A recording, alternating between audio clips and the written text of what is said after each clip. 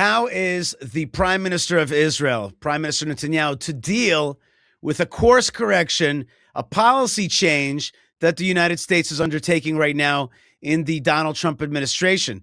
Here was a country that was sanctioning Erdogan and Turkey, was afraid of his jihadist intentions, but is now changing tack, calling him a friend and saying that that President Trump is interested in selling those F-35s.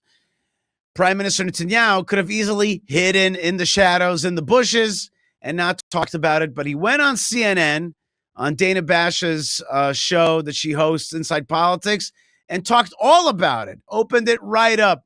My friend Alex pointed out correctly that sometimes Netanyahu is best when his back is up against the wall. Let's watch this interview and how he handles the tough issues and gets right at them together with Dana Bash. Here we go. President Trump is in Turkey right now. He said this morning he will consider selling F-35 fighter jets to Turkey, which is a reversal of a ban he put in place.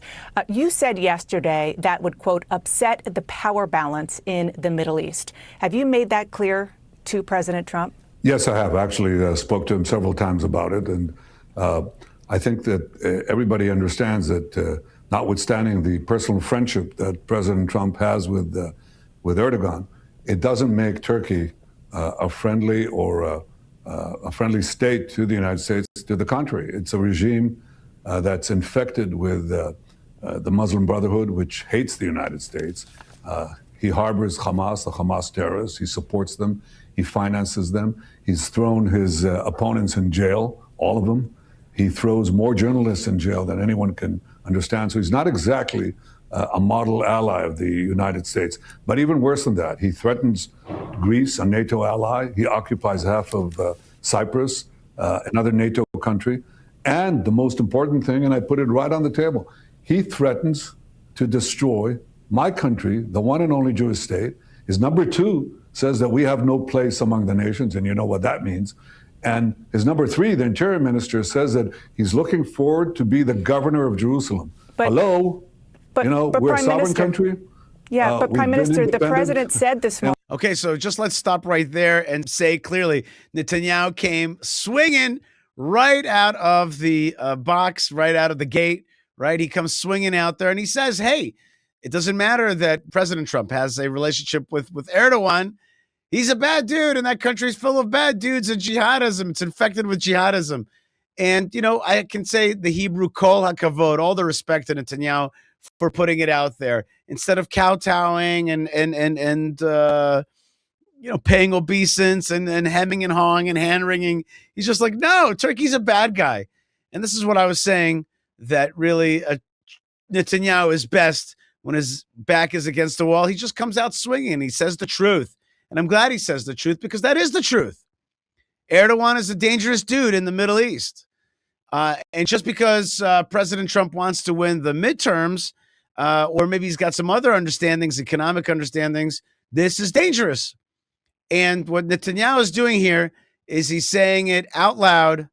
The emperor is not wearing the proper clothing at this time. He's not exactly on track right now, because if he gives F-35s to this enemy of the United States and with regional lustful eyes, to try to take over other people's lands and destroy Israel, well, that's not good for anybody. Let's see what Dana's follow-up question is. The president said this morning that they are great friends, and not just the two of them, the countries of the United States and Turkey, and that Turkey is perhaps a better ally than other so-called allies. So he is considering giving the country these planes, F-35s. Well, as I said, it would destroy the power balance in the Middle East because Turkey, I think, has aggressive aspirations. I mean, they openly say that. They want to restore the Ottoman Empire. The Ottoman Empire not only included Turkey, it included many other countries, included Syria, it included pieces of Jordan, included all of present-day Israel, included some Gulf countries. So this is not a force for peace and stability. And if you give, this kind of radical regime that admittedly smiles to America when it is necessary, or smiles to the president of the United States when it's necessary, when you give him that power, you're going to see aggression in its wake. I wouldn't do that. Prime Minister Netanyahu, the conversation that the president is having with Turkey today is just the latest in moves that he has made that are not making you happy. He obviously imposed ceasefires in Gaza, in Lebanon, on Iran. He made you turn fighters back from attacking Iran last summer. He's told you what you can and can't do in Hezbollah. Who is calling the shots for Israel? I think there's a wide misperception of everything you said, because a lot of these things, some of them were not true and some of them were agreed in. What a great way to say that. Just as I'm just looking at it personally, like I love that language. There's a wide misperception in the things that you said. Instead of saying like that was crap, or I totally disagree with that, I don't accept any of those things. I like that very much. I'm going to remember that. There's a wide misperception in the things that you said. I'm going to use that sometime down the line. There's like a wide misperception. That's it's a great way to not say personally. It's not to personally be like, I don't agree with the thing you just said. Like there's a wide misperception. It's misunderstanding. I like that a lot. I'm going to use that. Let's keep going. Advance. And some of it, yes, we had occasional disagreements. Look, he is the president of the United States. He does what is good for the United States. I'm the prime minister of Israel. I do what is important for what is good for Israel. And most of the time, these things are identical. I have to commend the president. He brought a huge American force to counter our common enemy, which is Iran, that chants death to Israel, death to America. Had they developed nuclear weapons, if we hadn't acted, they would have them already. They would eventually use them against America, not only against Israel. So on the big things, we see eye to eye, and occasionally we don't, but we're true allies. They call us, the National Security Council issued a memorandum a few months ago. They called Israel the model ally. And I can tell you that even allies can have their differences, but I think America has no greater ally in the world than Israel, and Israel has no greater ally than the United States. Yeah. And I say that with complete recognition of the fact that we sometimes see things a bit differently. It's natural. You're a big country, you're far away. We're a small country, beleaguered and close to these regimes that want to destroy us. I want to talk specific. Very powerful words right at the end there. You know, you're a big country and you're far away. We're a small country and we're nearby to these troublesome, irksome neighbors. Those are very powerful words. I would have even made more of a highlight of those words. Very powerful and true words. You're big. That means you don't have to be as afraid, and you're far away. We're small and right in the line of fire. Those are powerful words and they're real. They're true. It's true. It's a different way of perceiving the world. The small Jewish people, persecuted for the last 2,000 years, small country in a big, bad Middle East. It's different than America, far away, neighbored by Canada and Mexico. I think that deserves a kind of aha moment for a lot of people. About Iran for a moment, sir. President Trump said the memorandum of understanding with Iran is probably an unconditional surrender. But the specific question is, under this MOU, the United States terminates all types of sanctions against Iran. Is this a failure for your country, for Israel? Look, I think it's too early to say what will happen. The president believes that he can stop Iran's nuclear program, which is a nuclear program to create atomic bombs. He believes that he can do this through negotiations. Do you? And various pressures.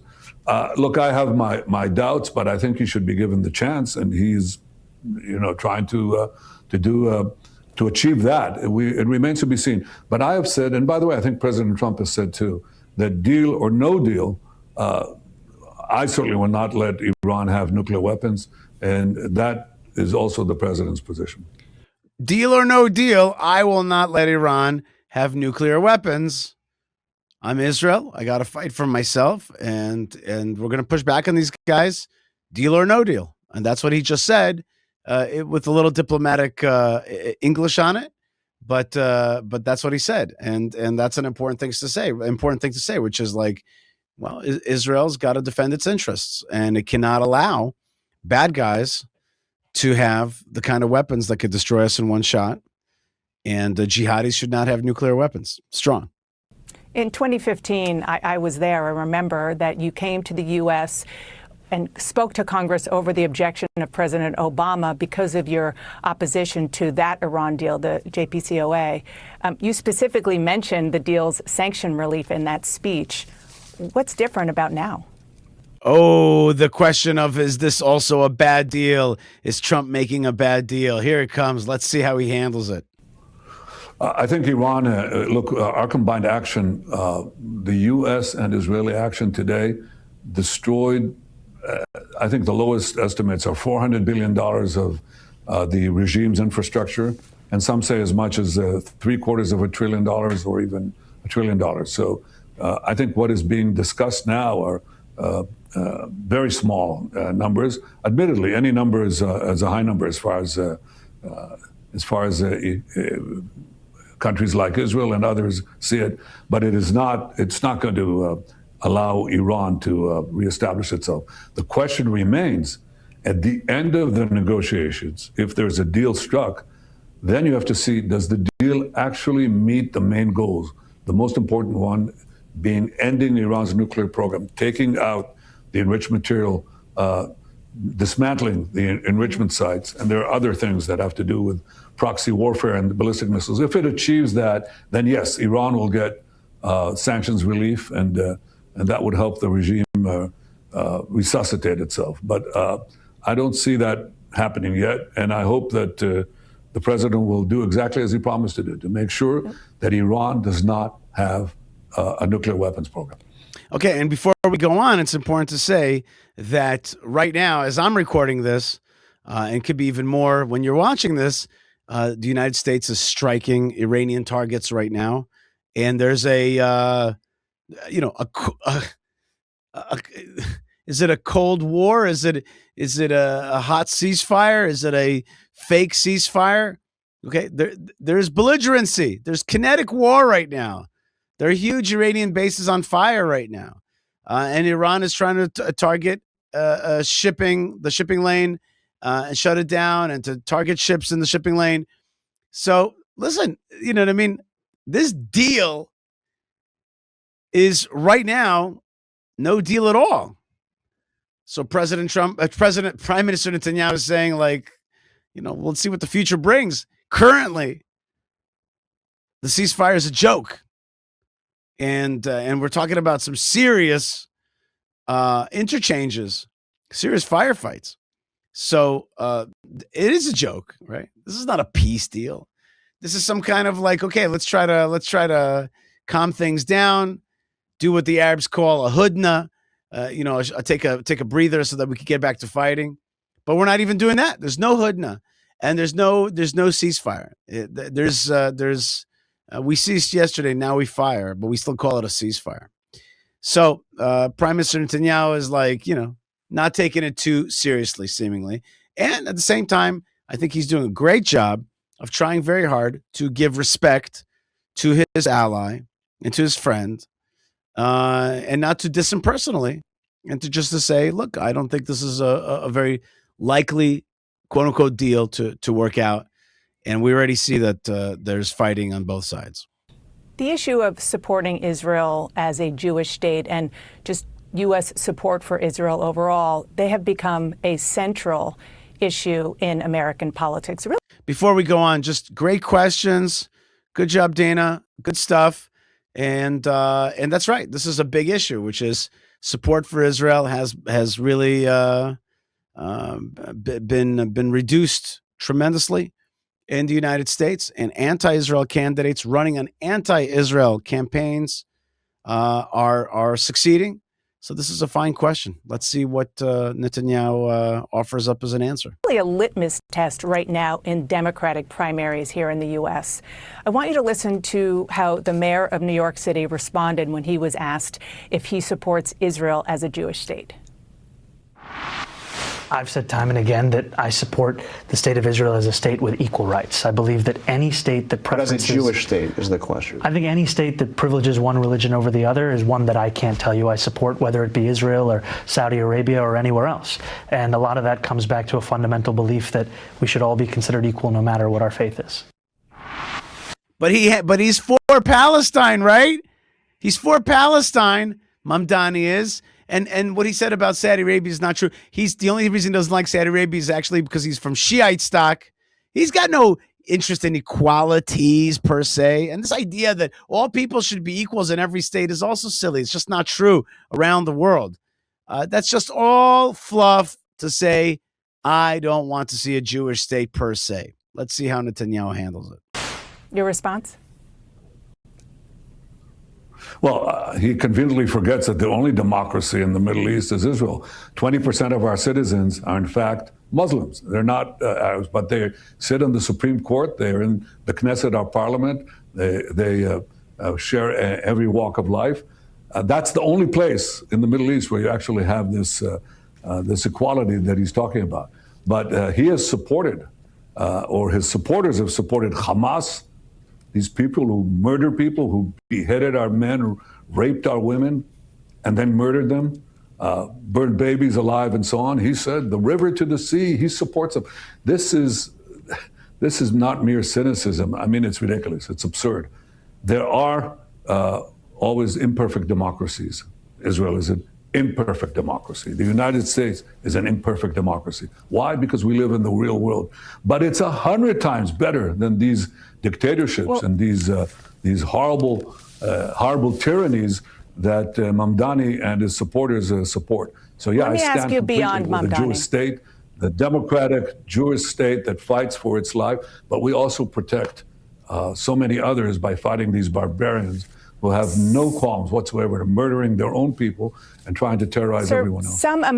I think that was a reasonable answer. I understand it, but I don't love it exactly. First thing I would just say, look, Mamdani is an anti-Israel guy. I would just say that. Just period. He's an anti-Israel guy. He said it many times. And he calls for Palestine. He's got no problem with Palestine. We all know that Palestine is Judenrein, free of Jews. We all know that it very much favors one group and one ethnicity. So come on, it's Palestine that he ran the 5K for in Brooklyn. Mamdani did. It's not a state for all of its citizens. That's like a joke. We know that. The other thing is that leaning on Israel's democracy, although I'm happy that he said it's an imperfect democracy, I think it's a mistake. I think it's a mistake that's already been proven to be just not a successful model. He should say, listen, this is the ethnic national state of the Jewish people. We have democratic principles. We have minorities that live here, but we are a nation state like many other ethnic national nation states, like China, okay, that favors its own ethnicity, like Japan. And we're here to defend our minority ethnicity. We're actually a minority, what I call reservation in this area. And I think that trying to use the old democracy line, well, there's a truth to it. I wish you wouldn't say the word democracy, but say we believe in freedoms and liberties. Because the problem with democracy, when you say that, you're basically saying that the Arabs are totally equal. And that's just not true. It's just not true. They are not totally equal, and they should not be totally equal. Total equality does not happen here in this region. There's no equality for Jews in Arab countries. And this is a tiny protectorate. And we have to keep saying that we're a tiny protectorate in this region, just defending our tiny ethnicity here. And I don't know. I find that the leaning on democracy, although I'm happy that I said it was an imperfect democracy, which is true, meaning to say that we're here to actually defend our peoplehood as opposed to giving qualities to all. I just think that I don't know. It rings a little hollow to me. American Jews in Congress who support Israel and support what you just said say that a lot of the actions by you and your government are making Jews in the United States unsafe. Congresswoman Haley Stevens, she's running for Senate in Michigan, said Benjamin Netanyahu has made us less safe. He has frankly put Jews in an uncomfortable position across the country. Benjamin Netanyahu has made Jews unsafe. I would say the only reason that's true-ish is because we haven't gotten rid of more Hamas, more Hezbollah, and more RGC, sorry about that. Get rid of the bad guys, then you will make the world safer. Show strength, make the world safer. But I think that the real culprit of making Jews not safe is progressivism in America, is progressivism and jihadism, the Red-Blue Alliance, which the Red-Blue Alliance together makes the color green, right? Blue states turn into green states. The United States is moving green, and that's who's made the world unsafe. Netanyahu could only be faulted that he's allowed the greenies to get too big, and we got to smash them. And then people will understand that there's a program here to get rid of those that want to get rid of us. By the way, before we go on, speaking of program, please support our efforts. BuildIsrael.com. Bevakasha. Please build Israel together with us. BuildIsrael.com. And you could also choose to support the show through buymeacoffee.com/Yishai. We're building this land. We're broadcasting it out to the world, and you're a part of it wherever you are. Have you? Well, it's made her uncomfortable because she can't stand up for the truth. She's trying to probably excuse anti-Semitism. She's not. I just want to explain. She's somebody who supports Israel. She supports funding Israel, which is diminishing big time among Democrats and even some Republicans in the United States Congress. Well, let me tell you, we track the support, and I'm obviously concerned when people raise that. And I've looked at the Gallup polls, okay, and they're very interesting, and other polls. And you see the decline in support for Israel, okay? And it's several years before the Gaza war took place, okay? And you ask, why did that happen? Well, the one correlation you see, which is almost a perfect correlation, is the penetration of TikTok and other social media in the United States. And as the penetration increases, the support for Israel decreases. And let me tell you something else. The support for America decreases. The number of people who say they're not proud to be Americans, it's just correlation. So right. I think that what has happened here is that there are several countries and organizations that have penetrated the social media, have abused them by putting in bot farms and other things to especially directed at young Americans to not only to hate Israel, but also to hate America. And you know what? Those who say they hate Israel usually end up hating America. Mr. Prime Minister, I think all things can be true. Well. Oh my gosh, this was such an important answer. And this is the closest that I've heard Netanyahu, Prime Minister Netanyahu, talk about China. He didn't say China, he said TikTok. TikTok is another name for China. Right, as being a force through influence campaigns to reduce support for Israel and to reduce support for the United States within the United States. And there's other players as well, Iran, Qatar, Russia, but the influence campaigns of these powerful forces is a game changer. And they're using all the stuff that Soviet Russia knew, all the propaganda techniques, and they're using it so much more effectively today with that screen that's in your kids' hands. Very powerful truth did the Prime Minister speak just now. In many ways, the most important, because this is having a global effect. By the way, I was watching one of my favorite YouTube channels called China in Focus. So they're uncovering now that China is making influence campaigns against data centers in the United States by helping organize anti-data center rallies in different states and different places. These people are masters of influence in penetrating the minds, especially of young people. And the Prime Minister of Israel just said it, and I haven't heard a lot of people just say it. He said it. And she, Dana, is like going on to the next question and showing that she knows how to argue with him. But I think she would do better to say, wow, that's an aha moment for all of us.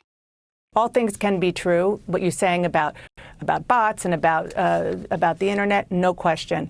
But are you saying that Israel and you personally bear no responsibility? Let's just talk about Gaza for 1 minute. Currently, Hamas is continuing to refuse to disarm. The IDF is also carrying out nearly daily airstrikes in Gaza. You've taken over more territory there. And the Palestinian people are continuing to suffer, still displaced, dealing with intense heat, limited care, limited resources. Will you do more to help those suffering in Gaza? And will you concede that the images that people are seeing on their phones as part of social media is very much contributing to the turnaround and the diminishment of support of your state of Israel and of you? Yeah, look, I think that what you're raising is, how do you fight a war in the digital age when when you have terrorists that embed themselves in civilian populations, in schools, in civilian neighborhoods, in apartment blocks, in mosques, and so on? How do you fight them?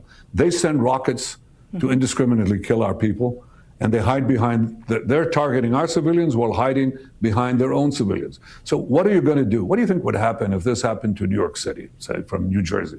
You think if they rocketed you with this firepower and murdered about 10,000 of your people, murdered, raped, maimed, disemboweled, 10,000 Americans, what do you think the response of the United States would be? Let me ask you about right now.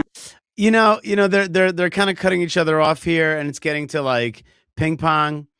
I would have doubled down again, being like, yeah, there are images because it's a war, but who's feeding your kids the images?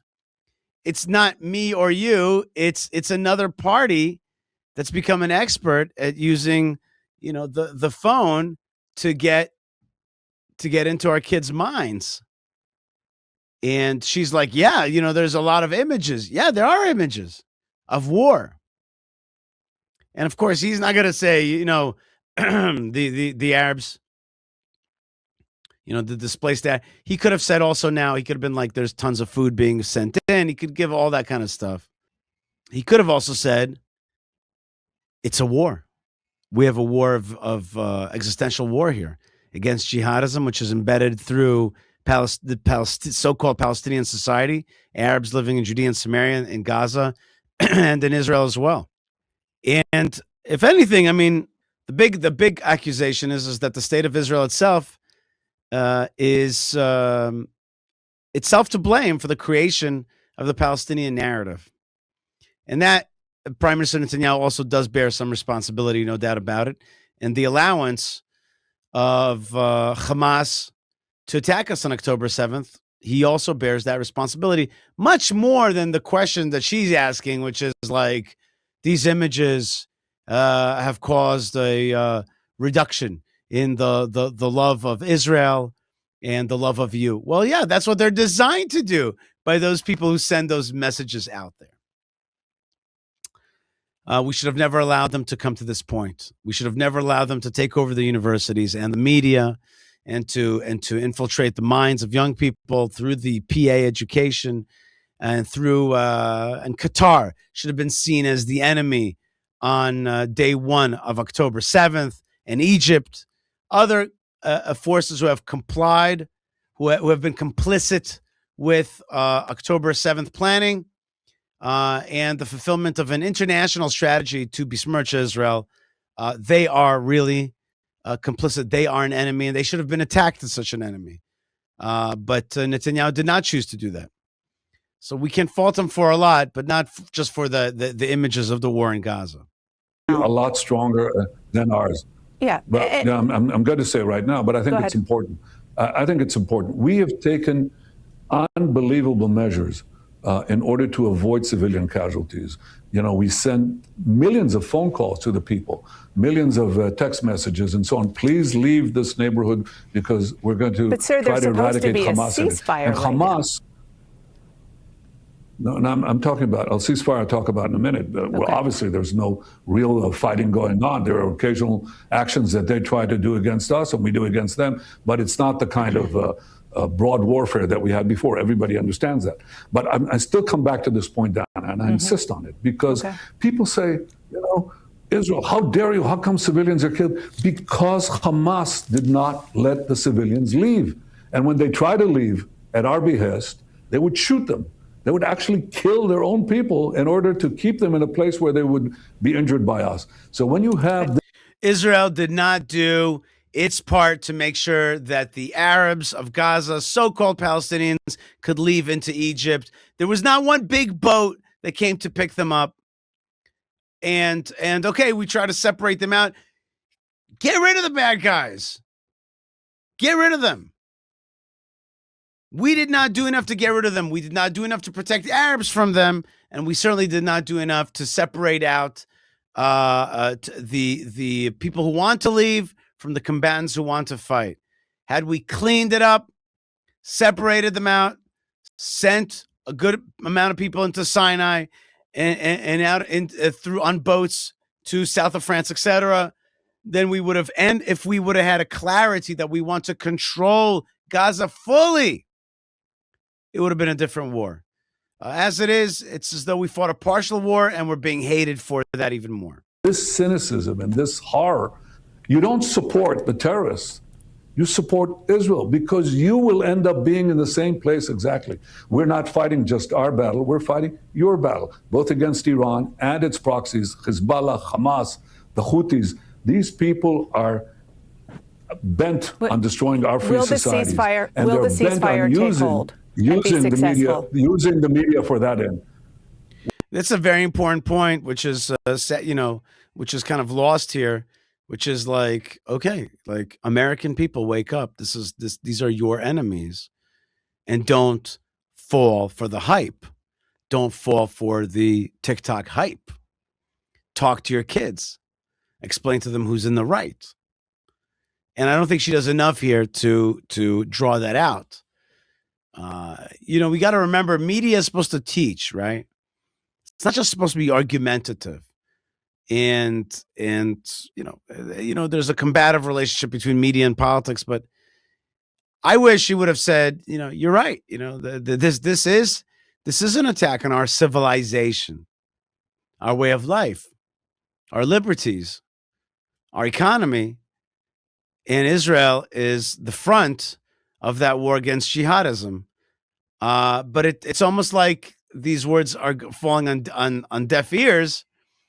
And then you think to yourself, well, I'm fighting a war for you guys, but you don't care to win that war. So at some point you just say, well, and now President Trump is empowering the people that we're fighting ostensibly for them. It's a problem. It's a problem. Not a simple situation for Prime Minister Netanyahu. We're getting close to the end of the CNN interview. I still think there's some fireworks ahead. Well, look, it depends. Every time they try to kill our people, make a move on our people, obviously we act. But I think that the most important thing is the disarmament factor in the agreement, the 20-point agreement that President Trump put forward. And the most important one is that Hamas has to disarm and Gaza has to be demilitarized. It's going to happen one way or the other. I preferred that it would happen without the need for the use of force and the need for our use of force, because Donna, I've been to war. I served 5 years in a special unit. My brother died while saving hostages in Entebbe. I had an 18-year-old fellow soldier die in my arms. That's not something that you forget. And I saw the grief of my parents and the grief of so many others. So I would prefer, if we could avoid the renewal of open combat, yes, I would prefer that. If we could achieve our aims of eliminating the Hamas threat from Gaza with other means, by all means. Are we serious here? Is there really a belief that Hamas is going to disarm through some magical feelings?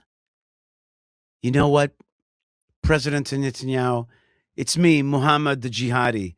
I read Rav Kook and Herzl, and I've changed my heart. And here's my AK-47. What are we talking about here? You've seen combat, and so therefore what? It's therefore you don't want to see any more combat? That's not what we say to the cameras. What we say is, I know combat, and I know that we can destroy the enemies, and we're going to do that. I've seen combat. It's horrible, and we're willing to keep fighting forever. You never say on camera, okay, we want to go for the peace option, the peaceful diplomatic option, because I've seen the horrors of war. Never, never, never do you say that.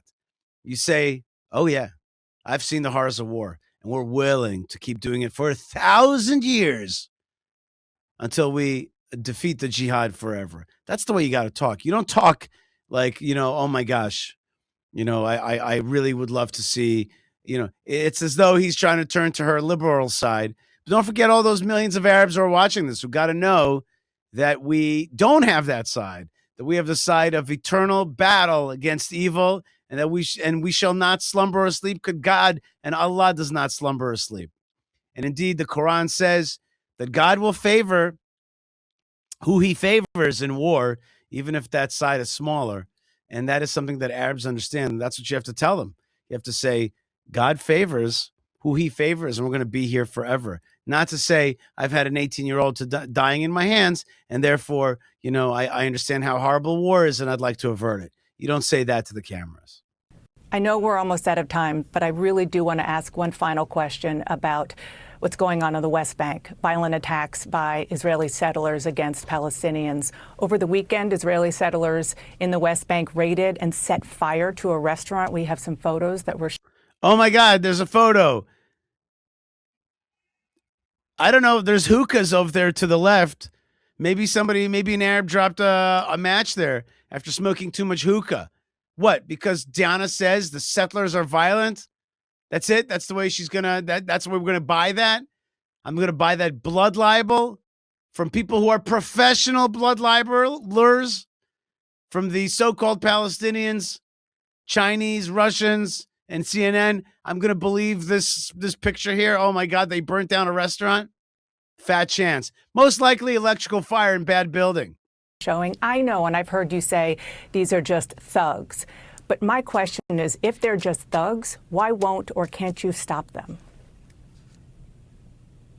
Well, we do actually. It's about 100. It's actually 150 or so. What you would call juvenile delinquents. They're not, by the way, from the settler community. They're overwhelmingly upstanding citizens. They serve in the army. They're law-abiding, and unfortunately, they're attacked by Palestinian terrorists on the roads. They massacre families. So there is. It's not that community. It is actually 150 or so kids, teenagers usually, who are brought into. But you're the Israeli government. You should be able to stop them, particularly given how much of an impact this is having globally on seeing this happen in these images. You're absolutely right that this is blown up beyond belief and causes a lot of damage. I think it's wrong on its own account. I don't want and don't accept vigilantism, and I don't care if it comes from Arabs or Jews. Our citizens cannot practice violence against anyone. If we have to apply force, it's the law and order, it's the police and the military that has to do that, and therefore we take actions among them. But it's precisely because it's such a tightly knit group that acts according to, they try to skirt the law. And when we bring them to the courts, our courts are very lenient. I don't know why, maybe because they're young. And I've said that we have to challenge that. And I will not, I don't accept it. But I want to put that in perspective. It's not the settler community, because the settler community condemns them. It's not the people of Israel, because we condemn them. It's not the government of Israel. It's I would say, a violation of basic norms of our country. We don't accept it. I don't accept it. Okay, and I do have to let you go, but you are committed, for example, to going after and bringing justice to and for the family of Palestinian American Save Musalet, who was beaten to death last year?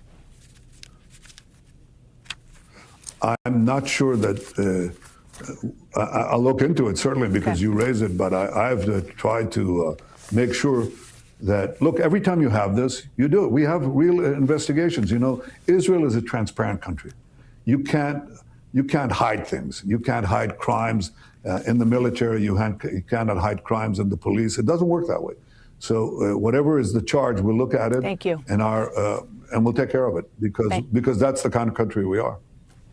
Despite the vilifications, unjust vilifications that are thrown at us left and right. We're a real democracy. Israeli Prime Minister Benjamin Netanyahu, thank you for your time. I very much appreciate it.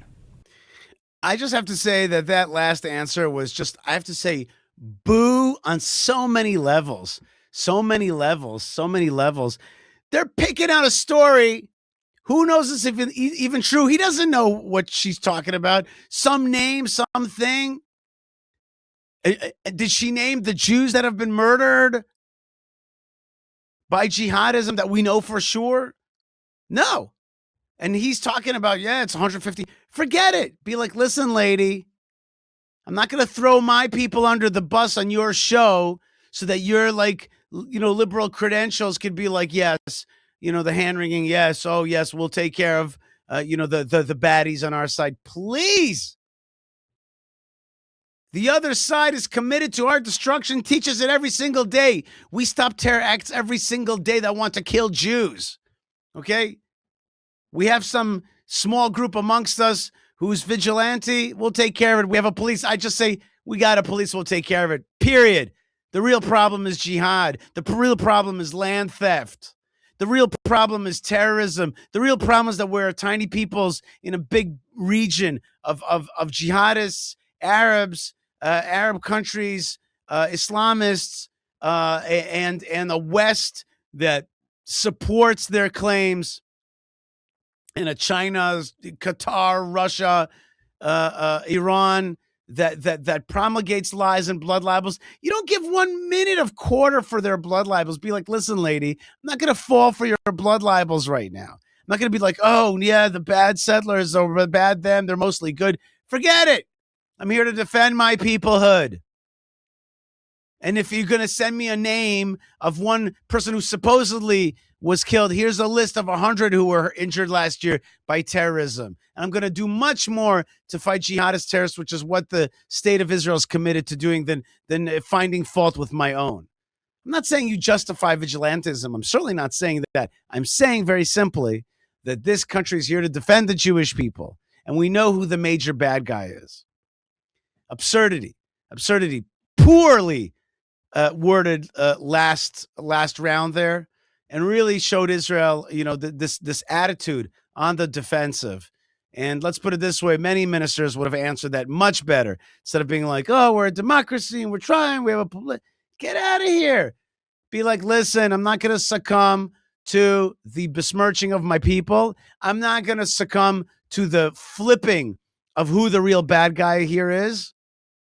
You want to talk about real bad guys? I could give you a list of 100, 1,000 terrorist acts last year and the injuries that followed from that. And that's what I'm committed. I'm committed to zero injury, zero tolerance for one head of hair on a Jewish kid's head hurt.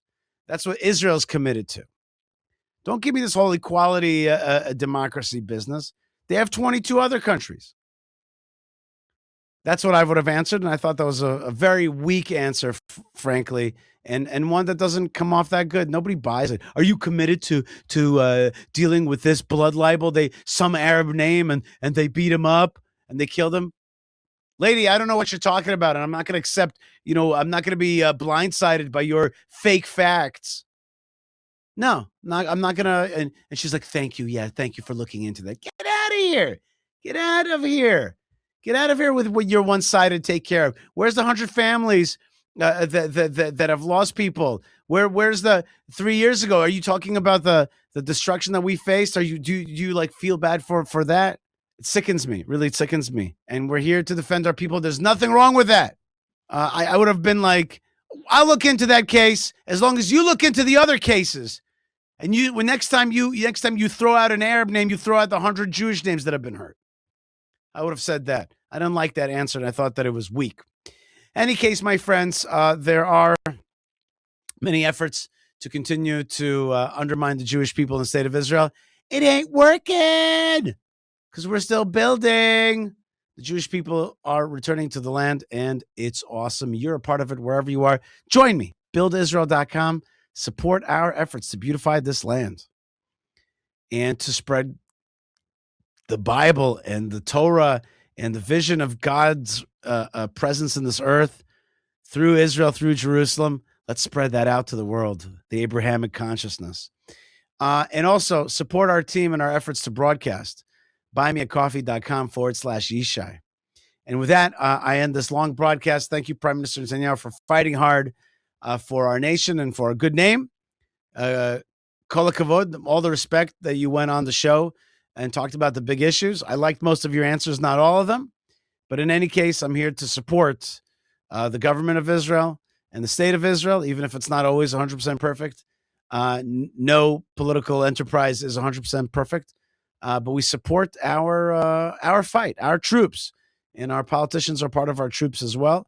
And if we want to get rid of them, well, there's a revolution called elections, and that's happening soon in Israel.